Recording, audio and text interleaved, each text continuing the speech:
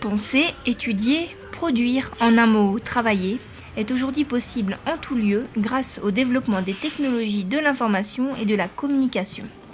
Ajoutez à cela la hausse des coûts immobiliers et nos modes et espaces de travail se trouvent bouleversés.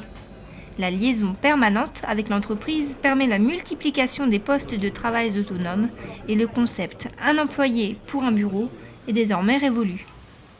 Les usages font que les surfaces utiles pour les bureaux sont minimisées. Donc maintenant, on a des trames constructives dans la construction neuve qui sont beaucoup plus étroites que ce que l'on pouvait avoir auparavant. Cet exemple illustre une partie dit open space et qui permet de cloisonner des petits espaces centraux où l'on peut effectivement avoir une activité plus individuelle tout en n'étant pas fermé dans un box de surface minime.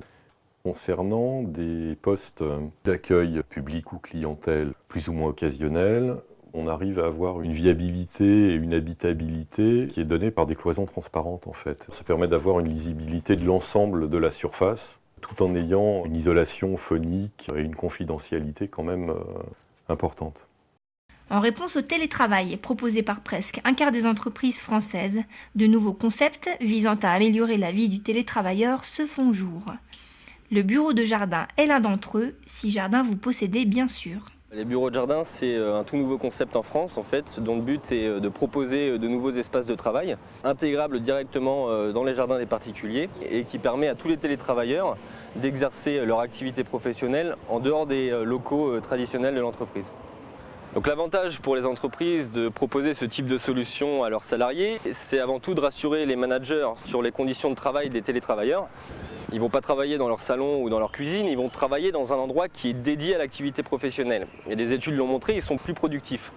Au-delà de ça, il y a la valeur également éthique, avec tous les enjeux du développement durable et les aspects social, environnemental et économique qu'ils vont pouvoir intégrer dans leur stratégie de développement.